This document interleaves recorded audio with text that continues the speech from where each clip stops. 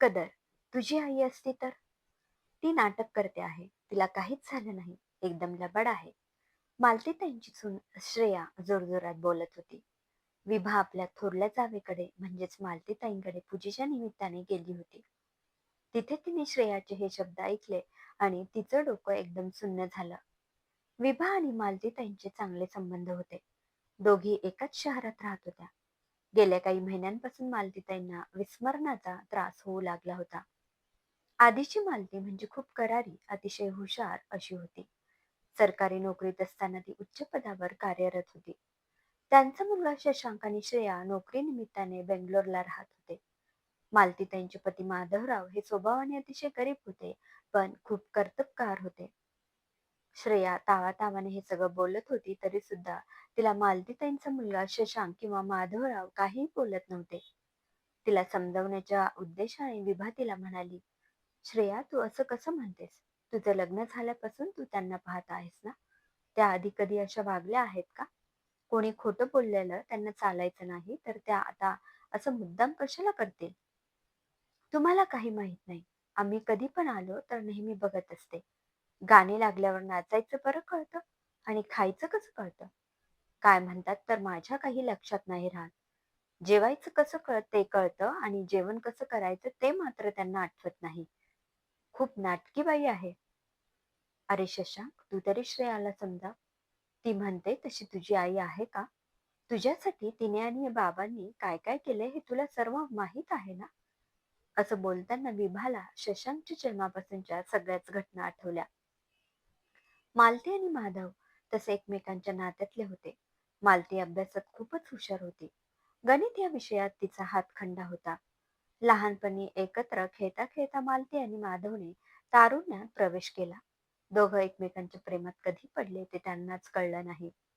लग्नाआधी नोकरी करत असताना ती ट्युशन्स घ्यायची. तिला सरकारी नोकरी आणि माधवला एका चांगल्या नामांकित कंपनीत नोकरी लागल्यावर दोन्ही घरच्यांच्या संमतीने त्यांचा प्रेमविवाह झाला. नोकरीला लागल्यावर घरात मालती म्हणेल ती पूर्व दिशा असायची. लग्नानंतर ती सासरी म्हणजेच आत्याच्या घरी आली. माधववर हुकूमत गाजवायचा प्रयत्न करू लागली. असं असलं तरी ती सर्वांशी अतिशय प्रेमळपणे वागायची आणि सर्वांना मदत करणारी होती. मुद्देशीर बोलण्यात तिचा हात कोणी धरू शकत नव्हतं. मालतीच्या सासूबाईला म्हणजेच तिच्या आत्याला मोकळेपणाने वागणं पसंत नव्हतं. त्या तिला यावरून अनेकदा बोलायच्या, पण ती या कानाने ऐकून त्या कानाने सोडून द्यायची. पण त्यांना कधी उलट काहीच बोलली नाही. लग्नाआधी तिने कधी स्वयंपाक केला नव्हता, पण आत्याच्या हाताखाली तिने सर्व शिकून घेतलं. थोड्याच काळात ती स्वतंत्रपणे स्वयंपाक बनवू लागली. नव्या नवलाईचे दिवस संपल्यावर सर्वांचेच डोळे बाळ कधी होते याची वाट पाहू लागले. लग्न झाल्यावर मालती 2 वेळा गरोदर राहिली, परंतु तिचा गर्भपात झाला. नंतर अतिशय महागडी ट्रीटमेंट घेऊन शशांकचा जन्म झाला. ते 9 महिने तिला स्वतःला खूप जपावं लागलं. शिवाय कार्यालयात प्रमोशन पण नाकारावं लागलं. अशा रीतीने शशांकचा जन्म झाला. त्यांच्या घरात आनंदी आनंद झाला. शशांकचा जन्म झाला खरा, पण तो मुळातच खूप नाजूक प्रकृतीचा होता. त्यावेळी मालती आणि माधवने त्याला तळहाताच्या फोडाप्रमाणे जपले. कितीतरी वेळा दोघं बिनपगारी रजा घेऊन त्याला सांभाळण्यासाठी घरी राहिले. 2 वर्षाचा झाल्यावर शशांक अगदी नॉर्मल मुलांप्रमाणे वाढू लागला. अथक प्रयत्नानंतर शशांक झाल्यामुळे त्याचे खूपच लाड झाले. इंजिनियर झालेल्या शशांकचं त्यानेच पसंत केलेल्या मुलीशी त्याच्या आईबाबांनी लग्न करून दिले. ती मुलगी ह्या दोघांनाही फारशी पसंत नव्हती, तरी नवीन सुनेचे त्यांनी लाडच केले. नोकरीनिमित्ताने दोघेही 2 वर्षात बेंगलोरला स्थलांतरित झाले. तोपर्यंत हे दोघेही निवृत्त झाले. माधवरावांनी स्वतःला बाहेरील कामामध्ये गुंतवून घेतले, परंतु मालतीताई घर एके घर करत बसल्या. खरं तर त्यांना मैत्रिणी, नातेवाईक खूप होते, पण त्या जास्त कोणामध्ये मिक्स होत नव्हत्या. माधवराव बराच वेळ बाहेर असायचे आणि घरात या एकट्या, त्यामुळे त्यांच्याशी बोलायला कोणीच नव्हतं. त्यांचा जास्त वेळ व्हॉट्सअपवर जायचा. त्यांना विभाने 2-3 वेळा सुचवून पाहिलं की तुम्ही कधीतरी जाऊन बेंगलोरला राहा. त्यांचं म्हणणं एकच, ते दोघेही लॅपटॉपमध्ये डोकं खुपसून बसलेले असतात. आम्ही तिथे काय करणार? विभा त्यांना म्हणायची, अहो ताई, तुम्ही दोघं आजूबाजूचा परिसर फिरून यायचं. कधी कुठे चालायला जायचे किंवा त्यांच्या घरात कॅरम आहे, कॅरम खेळायचा आणि शनिवार रविवार त्यांच्याबरोबर कुठे फिरायला जायचं. विभाचं म्हणणं दोघांनाही मान्य नव्हतं. मालतीताईंना आजी व्हायचं होतं, पण तेही घडत नव्हतं. कालांतराने मालतीताई एकच गोष्ट सारखी सारखी बोलू लागल्या. विभाला आठवलं त्यांनी एकाच भाजीबद्दल 2-3 वेळा तिला फोन करून विचारलं होतं. रोजचं जेवण कसं करायचं हे त्यांना नीट आठवत नव्हतं. घरात वागताना थोडा विक्षिप्तपणा जाणवायला लागला होता. सुरुवातीला सगळेच हसण्यावारे नेत होते. आधी त्या बोलताना पण काहीतरी विचित्र बोलायच्या. कशाचा कशाला काही ताळमेळच नसायचा. डॉक्टरकडे घेऊन गेले होते, परंतु त्या गोळ्या वगैरे घ्यायलाच तयार नसायच्या. कधी कधी त्या खूप चिडायच्या आणि काहीही बोलायच्या. परंतु जवळच्या नातेवाईकांना त्यांचा हा स्वभाव कळला होता, म्हणून सगळेच जण त्यांना सांभाळून घेत होते. आज श्रेया काल आलेली सून मालतीताईंवर त्या नाटक करत आहेत असा आरोप करत होती. खरं तर विभाने स्वतः मालतीताईंच्या वळचट स्वभावाचा अनुभव 1-2 वेळा घेतला होता. तरी पण मुळातच समजूतदार असलेली विभा तेव्हा गप्प राहिली होती. श्रेयाचं मालतीताईंबरोबर असं वागणं पाहिल्यावर विभाला मनोमन वाईट वाटलं. त्यांची बाजू मांडण्याच्या इराद्याने विभा श्रेयाला म्हणाली, आता आपल्याला सगळ्यांनाच माहित आहे की त्यांना थोडा विस्मरण होऊ लागला आहे. त्या अशा कधी वागल्या होत्या का? त्यांच्या वयाचा आणि नात्याचा आधार ठेवून तू थोडं त्यांना समजून घ्यायला हवं. काकू, तुम्ही मला काही समजवू नका. आता घरातच बघा ना किती घाण झाली आहे. किचन मध्ये उभे राहत नाही. कपाटात कसे तरी कपडे कोंबलेले असतात. त्या स्वतः पण किती अवतारात राहतात. अगं हो, हे सगळं खरं आहे. मी मालतीताईंना माझं लग्न झाल्यापासून ओळखते आहे. तेव्हा त्या इतक्या टापटीप राहायच्या. त्यांचं घर सुद्धा अगदी लख्ख असायचं. परंतु आता तब्येतीमुळे त्या असं वागतायत. तू अशी तावातावाने बोलते आहेस. मला एक सांग, त्यांच्या जागी तुझी आई असती तर तू कसं वागली असतीस?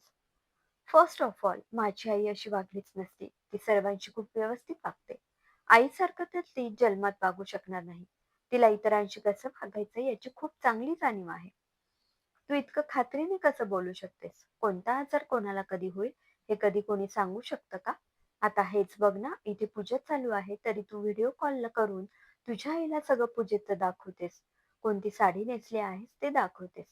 तुझी आई लांब आहे, परंतु तू सर्व अगदी प्रेमाने करते आहेस. तेच थोडं प्रेम तू सासूला देऊ शकणार नाहीस का? सासूकडे कायम सासू याच नजरेने पाहणार आहेस का?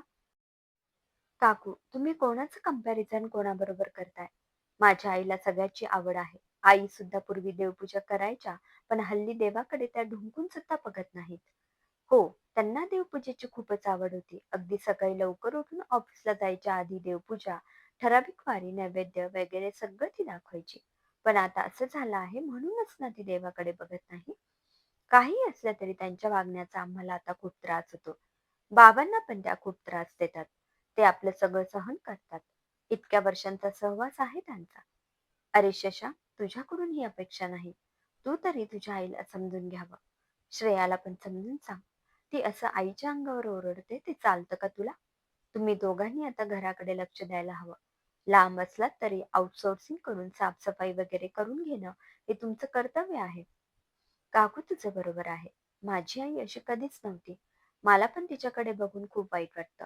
मी आता आईच्या सहवासात जास्त राहण्याचा प्रयत्न करेन. तिला एखाद्या नामांकित डॉक्टरकडे नक्कीच घेऊन जाईल. ही बाई नाटक करते. तिची काय काळजी घ्यायची? खरी आजारी व्यक्ती कधीतरी व्यवस्थित, कधी विचित्र असे नाही वागत. श्रेयाची बडबड चालूच होती.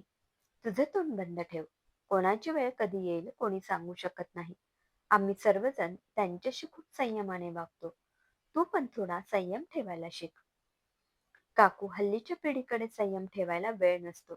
त्यांचा कामातच इतका वेळ जातो की बाकीच्या गोष्टींकडे पाहिजे तेवढे लक्ष देता येत नाही. अगं, वेळ मिळत नसतो, वेळ काढावा लागतो. तू तुझ्या माहेरच्यांकडे लक्ष द्यायला वेळ काढतेस ना? आई समान असणाऱ्या सासू सासऱ्यांची पण कदर करायला शिक. त्यांचे आशीर्वाद तुम्हाला नक्कीच खूप पुढे घेऊन जातील. वाद अजून न वाढवता समोपचाराने घेण्यासाठी शशांक विभाला म्हणाला, काकू, मला पटलंय. मी श्रेयाला पण समजावून सांगेनच. आई बाबांचं वय झालंय आणि आता आम्ही त्यांची खूप काळजी घेऊ. शशांक, या वयात आई वडील तुमच्या प्रेमाचे भुकेले असतात. त्यांना दुसरे काही नको असतं. हे बोलताना विभाची नजर दयनीय अवस्थेत एका कोपऱ्यात बसलेल्या मालतीताईंकडे गेली आणि तिला खूप भडभडून आलं. समाप्त. लेखिका सीमा गंगाधरे. श्रोते हो, कशी वाटली ही कथा कमेंटमध्ये अवश्य कळवा. पुन्हा भेटूया एका नवीन कथेसह. धन्यवाद.